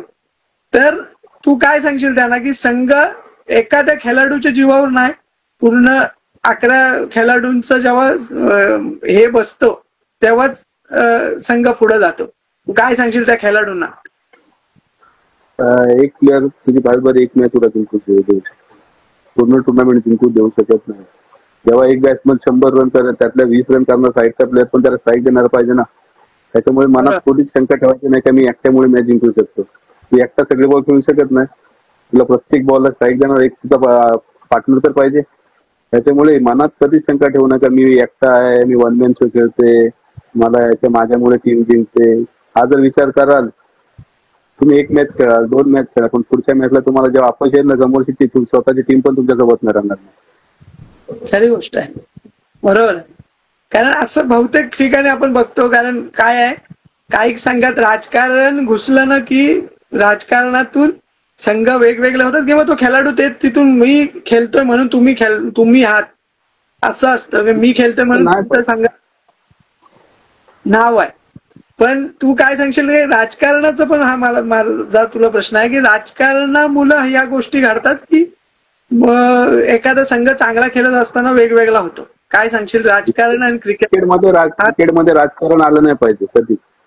कारण हा सगळ्यांना प्रश्न मी कॉमन. क्रिकेट खेळताना तुम्ही राजकारण करा समोरच्या टीम सोबत. क्रिकेटमध्ये राजकारण आणणार का? क्रिकेटमध्ये राजकारण कसं करता येईल हे शिका सिनियरांकडून. समोरच्या टीमला आपल्याला कसं घेरायचं आहे, कसं त्याचा कुठला वीक पॉईंट आहे, काय त्या आपण स्ट्रॅटेजी वापरली पाहिजे, हा बॅट्समन जास्त सिक्स मारतोय मग त्याला बॉल कसा टाकला पाहिजे, हे राजकारण शिका. एक असं राजकारण 2 टीम पाडायच्या. गावात जर एक टीम असेल तर अख्ख्या गावाचा पण सपोर्ट तुम्हाला राहील. गावाच्या 2 टीम झाल्या तर तुम्हाला कोण सपोर्ट करणार? प्रत्येक प्लेअरचे फॅन असतात, तो त्या टीम सोबत जाणार. बरोबर बरोबर आहे. ही गोष्टच खरी, खरोखर हीच गोष्ट खरी आहे. कारण राजकारण आजकाल सगळीकडे राजकारणाच्या पलीकडे दुसरं काय होत नाही आहे. क्रिकेटमध्ये सगळ्यात जास्त संघ आपल्याकडे बघशील तर 2-2 संघ झालेत. एकच नावाचे 2 संघ. सगळ्यात जास्त संघ आपल्या अलिबागमध्ये सगळ्यात जास्त. तसं बघायला सर्वात जास्त सासवणा एरिया त्याच्यामध्ये सर्वात जास्त संघ आहे. त्यांना त्यांचा 32 सालावर एका दिवसात होऊ शकतो टीम, एवढ्या त्यांच्याकडे टीम झाल्यात. बरोबर, खरी गोष्ट आहे. आपल्या अलिबागमध्ये भरपूर टीम झाल्यात आता आणि त्याच्यामुळेच त्या वीक पॉईंट झालाय. तर आपले प्लेअर जास्त प्रोड्यूस नाही होत. तुम्ही कमी टीम ठेवा. आता बाहेर ठाणा, पालघर, पनवेलला जा, गावाची एक टीम. बरोबर, चेहरा फोकस राहतो लोकांचा. 11 खरी गोष्ट. आपण जर बघतो ना तर वाकलन सारखी टीम जे आपण बोलतो एवढे नंबर मार, अरे पण ती एकच संघ, तो एकच टीम खेळतोय. ते राजकारण का त्यांच्याकडे पण असणारच ना, पण तू ती त्या संघात आणत नाही. आणि मेन गोष्ट हीच आहे की संघात नको आणू, तुमचं राजकारण त्या विशिष्ट दिवसांपर्यंत ठेवा. त्यानंतर संघातलं राजकारण फक्त समोरच्या संघासोबत खेळताना जे असू द्या, बाकी राजकारण नसावं. राजकारण करा, पण मी मगाशी पण बोलणार, राजकारण करा पण तुम्ही शिका राजकारण कसं करायचं आणि कशा बाबतीत करायचं. क्रिकेटमध्ये राजकारण करा, समोरच्या टीमला कसं घ्यायचं. बाकी हे राजकारण क्रिकेटमध्ये असेल तर त्या टीमला पण अर्थ नाही. बरोबर, 100% बरोबर आहे. पुढला प्रश्न हा आहे की एखाद्याने म्हणजे एखाद्या खेळाडूने क्रिकेट राहिला करिअरकडे न बघता फक्त क्रिकेटवर राहिला तर काय सांगशील तू? त्या क्रिकेटचं करिअर पुढं होऊ शकतं की काही वेळेला आपला डाऊनफॉल आल्यानंतर क्रिकेटला आपल्याला कोणी विचारत नाही, एकदा तुझा गेम संपला की तुला कोणी विचारत नाही, ही खरी गोष्ट आहे. त्या व्यक्तीने काय केलं पाहिजे क्रिकेट व्यतिरिक्त? क्रिकेटवर माझं तर एकच आहे, तुम्ही साईड बिझनेस काहीतरी ठेवा. तर तुम्ही फक्त क्रिकेटर व्हायचं असाल, तुम्हाला वाटतंय काय आपल्या शिक्षणात आपण हे नाही करतो, दुसरा साईड बिझनेस करा.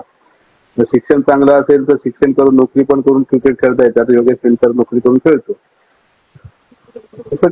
ज्याला वाटत आहे आपण नाही त्यांनी साईड बिझनेस करा कुठला तरी. आता तुम्ही ज्या रिलेटेड आहे क्रिकेट रिलेटेड कुठला तरी बिझनेस करा, पण क्रिकेट पूर्णपणे याच्यावर अवलंबून राहून अर्थ नाहीये माझ्या मते. आपल्या अलिबागमध्ये तरी जर तुम्हाला चांगलं क्रिकेट खेळायचं असेल तर अलिबाग सोडून बाहेर पडा, तरच तुम्ही सक्सेसफुल होऊ शकता.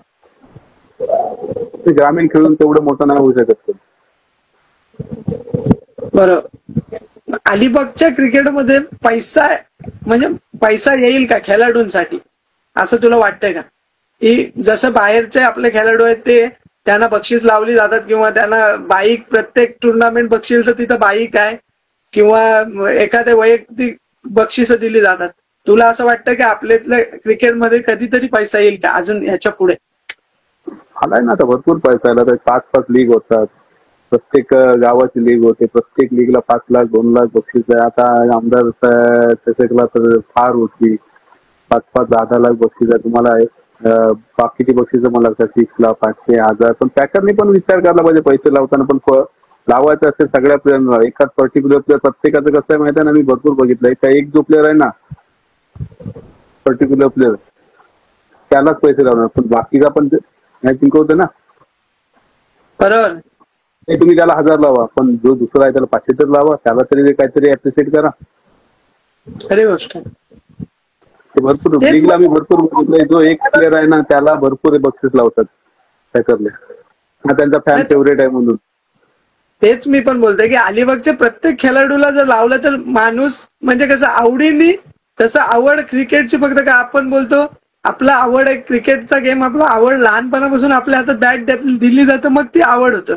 त्यातून जर पैसे भेटले तर घरच्यांना पण ते समाधान वाटतं की चल पोरगा काहीतरी आणतोय जाऊन, नाही तर रात्रभर जाते, दिवसाचं जाते, पण फक्त खेळून येते. आपल्या घरी फक्त ट्रॉफी येते, पण ते ट्रॉफीला किंमत फक्त घरात येणाऱ्या माणसालाच माहिती आहे. पैशांची किंमत वेगळी आहे. पैसा आहे, पैसा पाहिजे तर तुम्हाला अलिबाग सोडावं लागेल. माझं तर एक स्पष्ट मत आहे. नवगाव अलिबाग सोडला, बाहेर पडले, प्रत्येक प्लेअर खूप पैसे कमवतो ग्रामीण क्रिकेट खेळून. आता थळ बाहेर पडायला लागली, चिराड बाहेर पडायला लागली, नौका, आशिवरा, हे सुपर 38 संघ बाहेर पडतात. तुम्ही बाहेर पडा, बाहेरचा ग्रामीण खेळला, भले अलिबाग नका खेळू, चला अलिबाग रोहा जवळच्या ठिकाणी तिथे ग्रामीणच्या टुर्नामेंट होतात, तिथे तुम्ही एंट्री करा तुमची. जर ऍज अ प्रोफेशनल म्हणून तुम्हाला वाटत असेल काय आपल्या पण थोडं वाटलं पाहिजे काय आपल्याकडे हातात पैसा आला पाहिजे, तो अलिबागमध्ये पैसा भेटत नाही. अलिबागमध्ये पॅकर लोक नाही, अलिबागमध्ये मंडळाचं टीम असते, त्याच्यामुळे येणारा पैसा मंडळात जातो. तुम्हाला फक्त चिकन पार्टी, नाश्ता, थंडा तेवढंच. जर तुम्हाला पैसा कमा ऍज अ प्रोफेशनल, माझं एकच मत आहे प्रत्येक टीमला, काय तुम्ही बाहेर पडा अलिबाग सोडून, प्रोफेशनल क्रिकेट खेळला, भले ओपनचा नका खेळू पण ग्रामीणचा खेळा. ग्रामीणचा खेळला तर तुम्हाला तालुक्याला बोलवतील, नंबर आला वाटून तर एखादा प्लेअरचा गेम चांगला वाटला लगेच तो त्याला तिकडचा जो ज्या तुम्ही एरियात जा, रोह्यामध्ये जा, खोपोली जा, पनवेल जा, उरण जा, कुठे पण जा, तुम्हाला वाटलं हा पोरगा चांगला खेळतोय तर तुम्हाला तालुक्याला पण बोलू शकतो तो खेळायला. तर तुम्ही अलिबाग मध्येच राहिला तर तुम्ही ऍज अ प्रोफेशनल नाही पुढे जाऊ शकत. खरी गोष्ट आहे. माझा पुढला प्रश्न असा आहे तुला, की प्लेइंग 11 जर काढायला सांगितली तुला, की तुझी ऑल टाइम फेवरेट 11 कोण असतील, की जी जो संघ समोरच्या संघ म्हणजे सर्वात दादा संघ म्हणून तुझा संघ कुठला असेल? 11 तशी आहे डिफिकल्ट, पण ऍज अ ओपनर घेईल एक राजशास्त्री, जो सिंगल डबल खेळू शकतो. बॉल जर खंडाचा असेल तर चांगला मॅच घेऊन जाऊ शकतो. त्याच्या खाली दादा ऍज अ ऑलराऊंडर, 2 नंबर ओपनिंगचा. वन डाऊनला तसं होईलच तर आताच्या कंडिशनला मी मोन्याला पण ठेवू शकतो. 4 नंबरला विनोद आहे वाटतं. 5 नंबरला जसं मला ऑलराऊंडर जर ठेवायचं असेल तर आता भरपूर प्लेअर आहेत, त्याची नावं सांगू. प्रत्येकाला आवडतं ना की ही 11 माझी तयार करू शकतो, की मी जर स्पॉन्सर आहे तर मी ही 11 नेऊ शकतो, असे तुला आवडीचे सांग फक्त 11. ते मी एक left side batsman Suraj Patil as allrounder. 6वा असेल आपला हार्ड हिटर एक माट्या, चान्स देईल त्याला एक. 7वा असेल अभिजित बोरकर, लेजेंड बॉलर. रुपेश बॉबी, एक रुपेश बॉबीला घेईन आणि सत्याच्या घडीला ते सुमित चांगला टाक बॉलिंग, सुमितला एक घेईन. बरोबर, ती पॉवरफुल तुझी 11 आहे असं समजायला हरकत नाही. कारण जुने खेळाडू आणि नवीन यांचं पहिला क्रिकेट कसा, पहिला क्रिकेट ऍज अ बॉलर पेक्षा जास्त ऑलराऊंडरला महत्व दिलं जायचं. थोडीफार बॅटिंग करू शकतो, तेव्हा मॅचेस मोठ्या व्हायच्या. आता सारख्या 4 ओव्हर नाही, 6 ओव्हर 8 ओव्हरच्या व्हायच्या. त्याच्यामुळे ऍज अ जास्त प्रेफरन्स बॅट्समन बॉलरला दिलं जायचं. माझ्याकडे पण तो पण प्रश्न आहे माझ्याकडून तुला, की आपण बघतो रेवस अलिबाग आता असोसिएशनच बोलायला हरकत नाही, त्या असोसिएशन मध्ये तू बघतोस 12-1 नंतर सामने सुरू होतात. हाय, ती खरी गोष्ट आहे, कारण लेट समजा प्रत्येक जण कामात, पण तिथं तुला पर्टिक्युलर 2 ओव्हरी किंवा 3 ओव्हरीचा सामना होतो जास्तीत जास्त. यात तुला काय वाटतं, काय बदल करावा यांनी असोसिएशन मध्ये, की जास्त षटकांचे सामने? कारण काय आहे, जे पहिले ओपनिंगला जातात तेच पूर्ण 3 ओव्हर पण खेळतात, पण मागच्या ना मग खेळायला त्यात जास्त चान्स भेटत नाही असं बोला. फरक पडणारच आहे. तू 4 ओव्हर मध्ये पुढे कोणाला बॅटिंग भेटणार आहे? 22 3 नंबरचा 4 नंबरचा बॅट्समन, बाकीच्या बॅट्समॅनला कुठे चान्स भेटणार आहे? त्याला सर्वात मोठं एक महत्व आहे का असोसिएशन घट्ट पाहिजे. तुम्ही या टायमावर पेनल्टीज लावा. असोसिएशन जर आपली चांगली असेल, प्रत्येक टुर्नामेंट त्यांच्या अंडर जर जात असेल, प्रत्येकाला पर्टिक्युलर टाइम दिला. 9ला म्हणजे आता पहिला क्रिकेट व्हायचा 9 म्हणजे 9 मॅच स्टार्ट व्हायची, आता 9ला उद्घाटन नाही होत. हा फरक आहे. त्याच्यामुळे काय होतं, आताच्या मॅचेस झाल्या 4 ओव्हरच्या. आणि अजून एक कसं आहे माहिती तुला सांगू, आताचा जो लॉर्ड्स होतो, जो 12 टीम बोलवतात, तसं नाही पाहिजे. तुम्ही बोलवा, एक दिवस एक्स्ट्रा घ्या, पण 8 टीम बोलवा. बरोबर. त्याच्यामुळे पण तुमचा एक्स्ट्रा वेळ फुकट जातो. घरी पाठवतात, 12चा लॉट करणार, मग 2 सामने खेळून मग घरी जा, मग उद्या हा. त्याला का तुम्ही 8 टीम बोलवा, 8 टीमचा पूर्ण एक लॉट खेळवा ना, एक टीम एक दिवस एक्स्ट्रा घ्या त्याच्यामध्ये. ही गोष्ट आहे. तो पण तुमचा वेळ फुकट जातो ना. तुम्ही त्या 2 मॅच साठी तुम्ही 2 तास 3 तास घालवणार, ते तो 2-3 तास या 8 टीमला द्या. या 4 वर्ष होत्या त्या 5 वर्ष होतील मॅच. बरोबर बरोबर आहे. त्यांनीच फरक पडेल ना, त्यांनीच आपले आणखीन म्हणजे कसं, जे मागे जे राहतात ते मग मागच राहतात. त्यांना जेव्हा खेळाडू जो मेन त्यांचा खेळायला येणार ना, त्या दिवशी मग ते त्यांना चान्स भेटणार. मध्ये एका टुर्नामेंटलाच फ्लॉप झाले तर परत वर्षभर पण चान्स नसतं काही खेळाडूंना. असं आम्ही पण पाहिजे.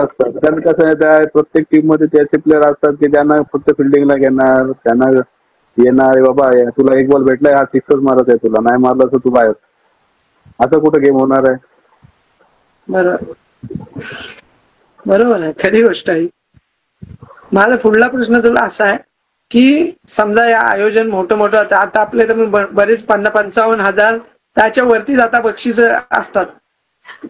तर खेळाडूला जे ट्रॉफी दिली जाते त्याबद्दल जर त्याला म्हणजे बेस्ट बॅट्समन किंवा बेस्ट बॉलरला जर काही विशिष्ट अमाऊंट दिली तर याबद्दल तुझं मत काय आहे? माझं असं मत आहे की दिली पाहिजे, कारण पूर्ण दिवस सुट्टी घेऊन पण काही खेळाडू येतात खेळायला. आपण बोलू त्यांना आवड आहे म्हणून येतात असं नाही. समजा आपण पण गावासाठी विचार करतो, चल गावासाठी आपण जाऊ खेळायला. मग तुला काय वाटतं, अशा खेळाडूंना best batsman, man of the series किंवा बेस्ट बॉलर मध्ये काहीतरी विशिष्ट अमाऊंट दिली पाहिजे का?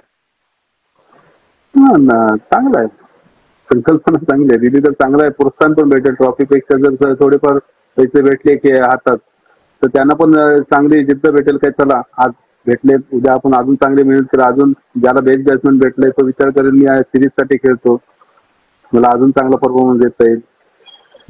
बरोबर. कारण बाहेरच्या क्रिकेटमध्ये जे आपण बोलतो ना, बाईक असतात, अरे बाईक त्यासाठी कसं आहे, आज एकाला भेटली ना तर उद्या दुसरा खेळाडू प्रयत्न करतो की ती मला भेटावी म्हणून. आपल्याकडे कसं होतं की आता खेळायला नाही चान्स भेटला ना, चल मग आता 2 टुर्नामेंट मी खेळायलाच जात नाही, काय नुसतं जाऊन फिल्डिंगच करायची असतं मला. असं करून आपलं तर क्रिकेट पण कमी होत चाललंय असं बोलायला हरकत नाही. मोबाईल मध्ये जास्त लोक आता नवीन पोरांच्यात पेशन्स खूप कमी आहे. त्यांना झटपट क्रिकेट पाहिजे. मला घेतलंय म्हणजे मला बॅटिंगच पाहिजे, मला बॉलिंगच दिली पाहिजे, असं नाही. सुरुवातचा क्रिकेट पण आम्ही फक्त बघूनच मोठे झालो. असं नाही की आम्ही जेव्हा गेलो लगेच आम्हाला खेळायला घेतलं. आता केतन मात्र तो तर 2-3 वर्ष बाहेरच होता ना बसलेला. द्यायला होता. तुम्ही जर क्रिकेटला द्याल तर तेव्हा तुम्हाला क्रिकेट देईल. तुम्हाला जर अपेक्षा जास्त असेल, मी गेल्या सचिन तेंडुलकर होईल, कसं होईल? नाही ना होत आहे. तुम्ही सिनियरला रिस्पेक्ट द्या. सिनियर तुम्हाला त्यांचं वेळ आली की तुम्हाला बॅटिंग पाठवणारच आहेत वेळेनुसार. तुम्ही जर तुम्हाला वाटत असेल की सिनियर पेक्षा मोठा झालो एक 6 मारून, तसं नाही होत. सिनियरच आहे. तर तुम्हाला जेव्हा प्रत्येक त्यांना माहिती आहे ही वेळ तुझी नाही त्याची आहे, त्याला बॅटिंगला पाठव. बरेच उन्हाळे पावसाळे बघितलेले असतात त्यांनी. कसं आहे माहिती आहे ना, आत्ताची पिढी सिनियरचा मी बघतोय सिनियरचा रिस्पेक्ट खूप कमी करते. कारण का आत्ताची पिढीला लगेच फेमस होतात, 2 पिढी टाकले, हे मला एवढे व्ह्यू भेटले, हे मला एवढे व्ह्यू भेटले. असं नाही. ते पण सिनियर आहे, ते पण काहीतरी 4 गोष्टी चांगल्या आपल्या भल्यासाठी सांगतात का त्याला गरज आहे म्हणून. असं नाही. तो टीमसाठी चांगला विचार करतो. त्याला वाटतं ह्याच्यामध्ये काहीतरी कमी आहे म्हणून तो तुम्हाला सांगतो, हे बाबा हा तुझा फटका मारताना तुझी बॅट अशी होते, तुला हा बॉल असा टाकायला पाहिजे. त्यांना वाटते म्हणून सांगत असतील, त्यांचा रिस्पेक्ट करायलाच पाहिजे तुम्ही. खरी गोष्ट आहे. कारण सिनियरचा रिस्पेक्ट आजकाल कमी होत चालला, कारण क्रिकेट फास्ट झालंय. कारण हीच सारखी येते आपल्याकडून की एक रील्स टाकून लगेच तो बोलणार, अरे मी तुमच्यापेक्षा चांगले खेळू शकते, तुम्ही थांबा जरा, मी जातो ओपनिंगला. पण त्यांनी झिजवलेली पहिली जे आपला काल आहे ते आत्ताच्या पिढीला समजत नाही की त्यांनी पण त्याचा काल इतका गाजवला आहे की तुमच्या नावाची आत्ता चर्चा त्याची नावाची होऊन गेलेली आहे. जुना क्रिकेट आहे ना, जुना आहे. खन्नाचा क्रिकेट होता, खन्नाच्या MRIचं क्रिकेट होतं. MRIचं क्रिकेट तर खूप अजून डिफिकल्ट होता. खन्ना त्याच्यापेक्षा खूप थोडं चांगलं होतं त्या प्रमाणात, पण MRIचं क्रिकेट अजून त्याच्यापेक्षा होतं, कारण तेव्हा 12 ओव्हरच्या मॅच व्हायच्या, 10 ओव्हरच्या मॅच व्हायच्या.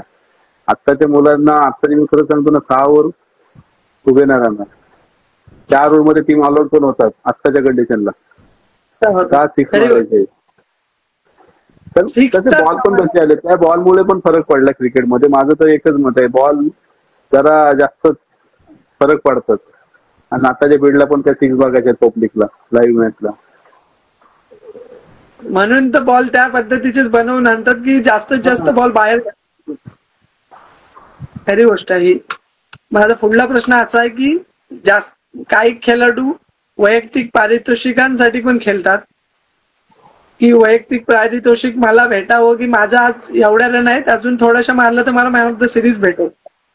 तू अशा क्रिकेटर बद्दल काय सांगशील, की संघ हरला तरी झाला, असे पण क्रिकेटर आहेत आपल्या इथलं. जसं ना की ओव्हरऑल मी सगळ्यांच सांगते की संघ जरी हारला तरी झालं, पण माझं वैयक्तिक पारितोषिक मला भेटलं पाहिजे. तू काय सांगशील याबद्दल? आता तरी तेवढं वाटत नाही, पण जेव्हा आम्ही चालू केलं होतं, प्रत्येक खेळाडू हा सेल्फिश होतोच.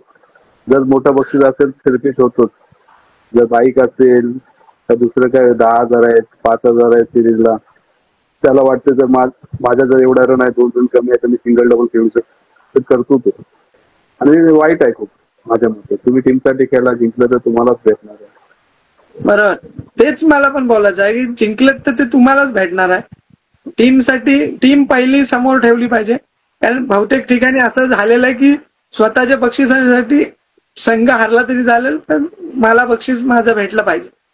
तुझ्या आयुष्यातले सर्वात मोठं बक्षीस कुठलं आहे, म्हणजे मॅन ऑफ द सिरीज मध्ये सर्वात मोठं बक्षीस, जसं बाईक सारखं बोलायचं झालं? सर्वात मोठं बक्षीस सलिनाचं बेसबॉलवर केलं. त्या वेळेला आम्हाला 10,000 भेटले सलिनाला. 2006-07 गोष्ट. Best bowler Mumbai. तेच मत. कारण कसं आहे, त्यावेळेला तुला जी अमाऊंट भेटली तेव्हा तुला पण वाटलं असेल की अरे याच्यात पण आपल्याला करिअर, म्हणजे करिअर त्यावेळेला तर तुझं वय याच्यातच होतं, शिक्षणाच्या याच्यातच धरू आपण. तेव्हा पैसे भेटल्यानंतर माणूस काय बोलेल की चल मला इथून करिअर पण होऊ शकत होतं, असं आहे. म्हणून मी मागाशी प्रश्न केला की थोडस अशी अमाऊंट जर प्रत्येक खेळाडूला, म्हणजे मॅन ऑफ द सिरीज किंवा बेस्ट बॅट्समनला जर भेटली गेली तर ती तो आपल्या जोमाने क्रिकेटकडे बोलेल. असं सगळ्यांनी केलं पाहिजे. 500 ठेवा, 1000 ठेवा, 2000 ठेवा, तुम्हाला जसं जमेल. ट्रॉफी पण छोटीशी ठेवा, पण घरच्यांना पण दाखवायची असते ट्रॉफी. घरचे पण आशेवर असतात, काय मुलगा काहीतरी ट्रॉफी घेऊन येणार, पैसे काय आज आहेत उद्या संपतील. पण मोमेंटो छोटा ठेवा, पण थोडेफार पैसे ठेवा. पहिले असायचे बक्षीस, बहुतेक आपल्या अलिबागच्या टुर्नामेंटला पहिले चालू होते, 500, 1000 द्यायचे बेस्ट बॅट्समन, बेस्ट बॉलर सिरीजला. हे चालू झालेलं परत अचानक परत बंद झालं. हा, मध्ये चालू होतं पहिले. तर मला तर आठवते आपल्या नौकालच्या टुर्नामेंटला, आपल्या झिराटच्या, हाशिवऱ्याच्या टुर्नामेंटला अमाऊंट भेटायची. खरी गोष्ट. माझा पुढला प्रश्न आहे की सर्वात आवडतं ग्राउंड तुझं कोणतं आहे, म्हणजे जिथं खरोखर खेळायला मजाच येतं तुला? एकच आमचं महाशिवरात येतं. तिथं जे खेळायची क्रेज आहे, जे टेन्शन असते त्या पब्लिक समोर, ते आहे. महाशिवरात्री चषक बद्दल सांग जरा पब्लिकला, कारण ते चषक खरोखर मानाची स्पर्धा आहे. कारण अलिबाग तालुक्यात सर्वात जास्त बाहेरून क्रिकेटर पूर्णपणे, म्हणजे पूर्ण वर्ल्ड वाईड क्रिकेटर आलेले आहेत तिथे खेळायला. काय सांगशील त्या महाशिवरात्री चषक बद्दल? बरोबर. तू आता नवीन जी पिढी आहे त्यांना माहिती नसतं, ही जी टुर्नामेंट जी आहे ती आता सध्या केजी ग्रुप चालवते. त्याच्या आधी सर्वात पहिली टुर्नामेंट आमच्या पप्पांनी चालू केली, जे आमच्या पप्पांचा ग्रुप होता त्यांनी चालू केली. तेव्हा 16 ओव्हर त्या जिथं आता ग्राउंड आहे ना, तिथं पहिले 8 ग्राउंड व्हायचे. हे पप्पा मला समजायचे त्यांच्या स्टोऱ्या. तेव्हा मग चेंबूर तिकडून टीम यायच्या, त्यांना शाळेत, मराठी शाळेमध्ये राहायची व्यवस्था करायची.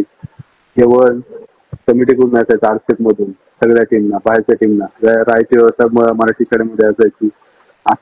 2 महिने आधी ग्राउंड तयार करायचे. तेव्हा तिथं 16 ओव्हरच्या मॅचेस व्हायच्या.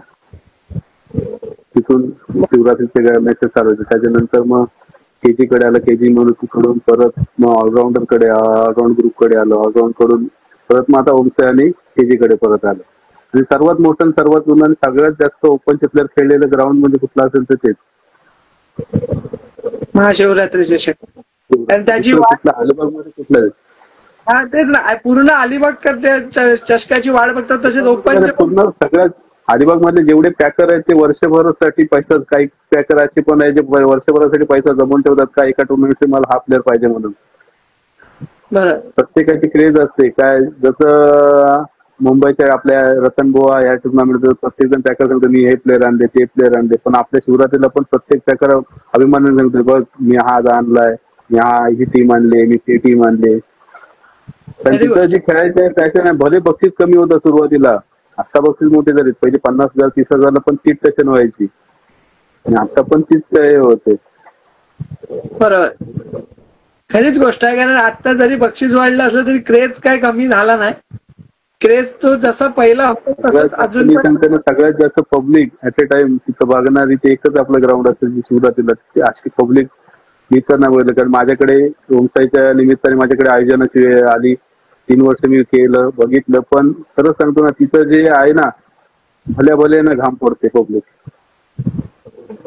बरोबर, खरी गोष्ट. पुढला प्रश्न हा आहे की अलिबागचं क्रिकेट हे तुला वाटतं मागं राहिले, मागाशी आपला विषय झाला, पण तुला असं वाटत नाही की लाईव्ह खरोखर आपल्याकडं प्रत्येक टुर्नामेंट ही लाईव्ह झाली पाहिजे की पाहिजे? कारण त्या खेळाडू जे आपण बोलतो ना की 10 चेंडूत 50 मारलात, अरे पण तो एक टुर्नामेंट मध्येच मारतो, पुढली टुर्नामेंट आपण त्याच्या लाईव्ह मध्ये बघत नाही. पण आपल्यातले खेळाडू पण मारतात ना. इथं आपल्यातले खेळाडू 101 टॅलेंटेड असून पण लाईव्ह नसल्यामुळे होत नाही. तुला काय वाटतं त्याबद्दल, काय सांगशील? लाईव्ह ठेवलीच पाहिजे. लाईव्ह मुळे प्रत्येकाला जसा लोकांना प्लस पॉईंट दिसतो का चांगला केलाय, पण स्वतःला तुझं मायनस पॉईंट पण बघता येते काय चूक झाली होती. तर माझ्या मते लाईव्ह ठेवली पाहिजे प्रत्येक. भले तुम्ही कमी बजेट ठेवा, एक कॅमेरा ठेवा, पण लाईव्ह ठेवली पाहिजे. पण काय माहिती जर लाईव्ह ठेवली तरच आपण पुढे जाऊ, आपली पोरं पुढे जातील. म्हणजे थोडा खर्च होईल आयोजकांना, पण माझं मत आहे थोडे तुम्ही सॅक्रिफाईस केलं पाहिजे. का तर तुमची 50,000ची टुर्नामेंट आहे तर कमीत कमी एक कॅमेरा, भले इथे 2 कॅमेरा, पण लाईव्ह ठेवली पाहिजे. खरी गोष्ट आहे. त्यानेच तर तुमचं पण नाव हळूहळू बाहेर जाईल की टुर्नामेंट मोठी कशाने होईल. टुर्नामेंट जेव्हा लोक बघतील का म्हणते हा ही टुर्नामेंट चांगली आहे, होईल लाईव्ह दिसेल तेव्हा. बरोबर, खरी गोष्ट आहे. पुढला प्रश्न हा आहे की मी 5 खेळाडूंची नावं सांगेन, त्याबद्दल तू एका वाक्यात त्यांचं वर्णन कर. जे 5 खेळाडू मी सांगेन त्यांचं, ठीक आहे? खेळाडू मनीष मोकल, आशिवरे. Fast furious. सूरज पाटील, अलिबाग. आणि आशिष म्हात्रे जो लेफ्टी आपला पोलीस लेजेंड आणि क्लासिकल बॅट्समन, त्यासारखा लेफ्टी बॅट्समन नाही. पण त्याच्याबद्दल ते 4 शब्द आम्हाला पण समजू दे, कारण आम्ही काय त्याला खेळताना बघितलं नाही. हे पण मी तुला सांगतो, मी तर नाही बघितला, पण त्याच्याबद्दल बोललं जातं की असा खेळाडू की अलिबाग तालुक्यात कुठला लेफ्टी एवढा पॉवरफुल होऊन नाही गेला. म्हणून तो आशिष, आणि आशिषच्या आधी अजून एक होता पराग अक्षयचा, त्याच्यानंतर आशिष, त्याची लेगसी आशिष. पराग ज्या मामाची टीम होती सिद्धी गणेश कोळगाव, त्याच्यामधून पराग खेळायचा. त्याच्यानंतर आशिषची एंट्री झाली, पण पराग नंतर तो एक क्लासिकल पण तेवढा डेंजरस भयानक बॅट्समन. तर मी माझ्या बॉलिंग मध्ये मला जास्त भीती त्याला बॉलिंग टाकायला वाटायची, कारण त्या टायमाला 50चा बॉल, नवीन कोरा बॉल कव्हरला मारणं मुश्किल होतं, पण तो मारायचा, डेंजर मारायचा लागला. कारण सगळ्यात रायवली आमची त्याच्यासोबतच होती, नवगाव आणि खुन्नस. आशिष मध्ये भरपूर झालाय पब्लिक. खरी गोष्ट आहे, कारण आम्ही बघितलंय. कारण मी पण आता आपण जरी ग्रुपवर पण बघितलं की त्याला खरोखर रिस्पेक्टफुली बोललं जातं तुमच्याकडून. कारण अजून जरी आला क्रिकेटमध्ये अजून अजून अजून चांगला खेळायचो. बरोबर. माझा पुढला खेळाडू तुझ्यासाठी धोकवड्याचं स्वप्नील म्हात्रे. कॅप्टन कूल, शांत. आणि लास्ट खेळाडू तुमच्या गावातला विनोद वाटकरे. कारण सध्याच्या कंडिशनला 40+ मध्ये हाहाकार माजवणारा खेळाडू आहे. कारण फिटनेस मध्ये कोण प्रश्न आहे तुला, पण फिटनेस मध्ये खरोखर फिटनेस तेवढाच ठेवून आज कोणताही गोलंदाज असतो तो कुठलीही टुर्नामेंट असू दे, विनोद वाटकरे जसा काय 18 वर्षाचाच खेळाडू खेळतोय असा अजून पण परफॉर्मन्स. काय सांगशील त्याच्याबद्दल? विनोद बेस्ट फिनिशर अलिबाग मध्ये. नवगावसाठी तर आपला बेस्ट फिनिशर होत. कित्येक मॅच त्यांनी अशा जिंकून दिला की आपण विचार पण करू शकत नाही. 6 बॉल 30, 5 बॉल 20 अशा भरपूर मॅच त्यांनी जिंकून दिल्या नवगावसाठी. बरोबर. कारण खरोखर त्यांनी आजपर्यंत जिथं जिथं नवगाव संघ गेलाय तिथं तिथं विनोद वाटकरेचं पण नाव तेवढंच जोरदारपणे आलंय पुढं. कारण तो मॅच जिथं फसतं तिथं तिथं त्याच्या खेळांनी तो काढण्याचा प्रयत्न करतो. फिटनेस आणि क्रिकेट किती महत्वाचा आहे. फिटनेस मध्ये क्रिकेट फिटनेस किती महत्वाचा, काय सांगशील? पाहिजे बॅट्समन बॉलर तुम्हाला रोजचा फिटनेस पाहिजे. फिटनेस नसेल तर काय क्रिकेट लॉंग लाईफ नाही खेळू शकत. तुम्ही जाल बॉलर लोक जातात, आताची पिढी काय करते, जातात डायरेक्ट बॉलिंग टाकायला सुरुवात करतात. बॉलिंग काय तुम्हाला थोडीफार तरी 5-10 मिनिटं स्विचिंग केली पाहिजे. बॅट्समन असेल बॉलर थोडीफार तरी स्विचिंग केली पाहिजे. रनिंग थोडी. बरोबर. कारण काय आहे आता धावून रन कमी आणि षटकारांनी जास्त बोललं जातं, म्हणून फिटनेस पण महत्वाचा आहे. कारण सगळेच शॉट काय षटकाराचे बॉलर पण तितकाच तुम्हाला मारायला देणार जितके त्याची कॅपॅसिटी आहे. एकाच बॉल चुकेल पण दुसऱ्या बॉलला तुमचं दांडी गुल करण्याची पण कॅपॅसिटी त्याच्यात आहे. हल्लीचं क्रिकेट आहे बॅट्समनचं जास्त झालं बॉलरचं कमी असं बोलायला काय हरकत नाही. कारण ज्याच्याकडे वलवण्याची क्षमता नाही तो बॉलर जास्त करून मार खातो असं माझं मत आहे. तुला काय वाटतं त्याबद्दल? कारण आताचं क्रिकेट फक्त बॉल जाऊन टाकणं असं नाही, तुम्हाला इन स्विंग आउट स्विंग दोन्ही पण आलं पाहिजे, स्लोवर करता आला पाहिजे.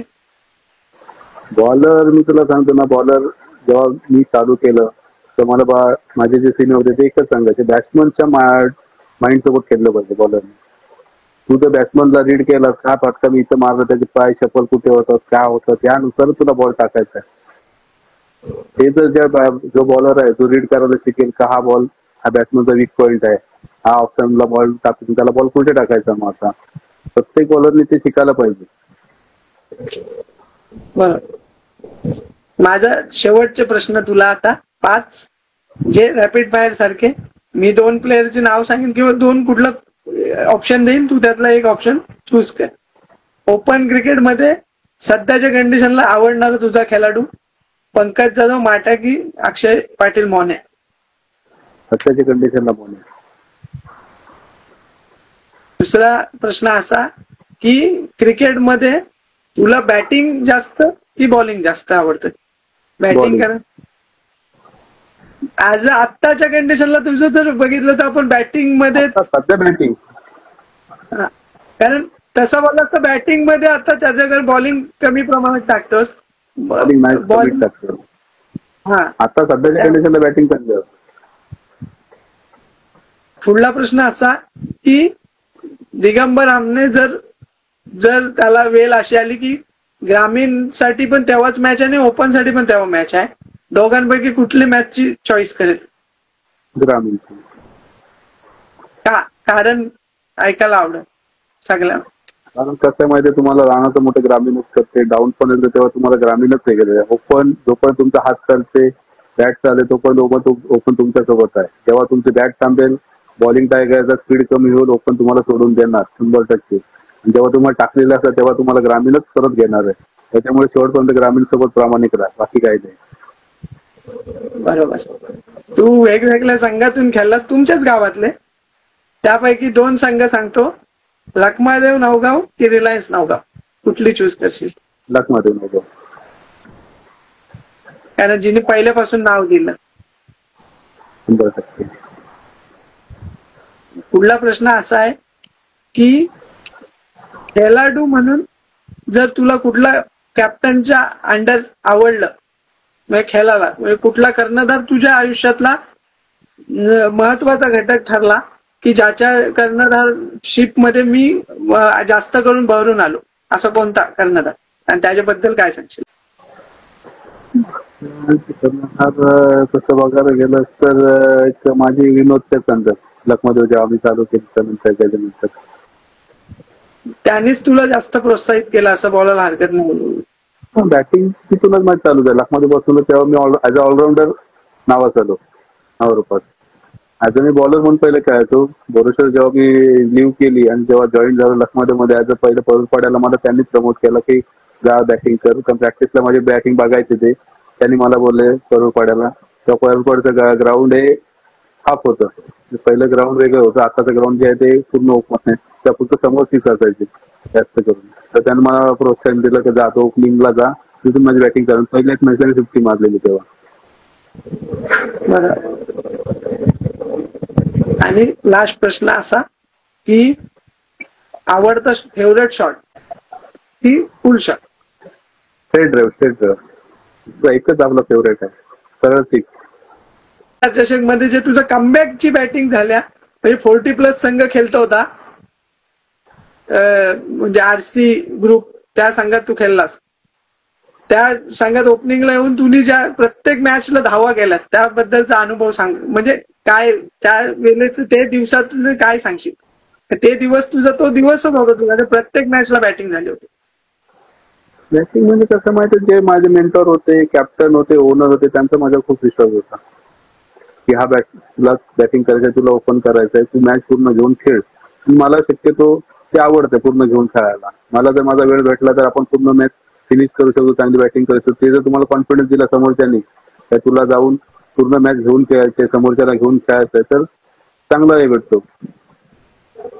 कारण तिथून मी तुला सांगते ना या पुढल्या लीग समजा ठीक आहेत पण ती लीगला जी तुझी बॅटिंग लागली होती त्या लीग नंतर बाकीच्या लीग पण तुझ्या पॉवरफुलच गेल्या. या 2 वर्षात पॉवरफुलच बॅटिंग झाली. म्हणून तो प्रश्न केला तुला की खरोखर त्या लीगला आम्हाला पण वाटलं की दिगंबर हमने अजून पण शेर अभी जिंदा है याबद्दल. म्हणून मला दिलेली मुलाखत खरोखर तुझे आभार मानतो. आणि पेज बद्दल 4 शब्द तरी बोल. काय वाटतं तुला या पेज बद्दल? खरंच खूप चांगलं काम करतोस. माझं एक मत आहे की अजून नवीन पोरांना तू विचार. एक नवीन पोरगा घे एक लेजंड घे. माझं मत आहे तू असं एक कर जोडीने घे लेजंड. अजून जे जुने खेळाडू आहेत जसं मी तुला नावं सांगितली त्या लेजंड सोबत त्यांची मुलाखत घे. नवीन पोरांना त्यांच्यापासून काहीतरी शिकायला भेटेल त्यामार्फत. नाही माझं यामागचा उद्देश काय माहिती की अलिबागचे क्रिकेटरना अजून ओळखतच नाहीत बाहेर. त्यांची ओळख निर्माण व्हावी म्हणून हे केला जाणारा प्रयत्न आहे थोडासा. चांगला प्रयत्न केलाच पाहिजे. लोकांना पण समजलं पाहिजे अलिबाग मध्ये काय चालू आहे. अलिबागचे आहे काय बोलायला नको परत. खरी गोष्ट आहे. खरोखर धन्यवाद. तुझे आभार मानतो दादा. मला तुझा वेळ दिलास त्याबद्दल धन्यवाद. थँक्यू.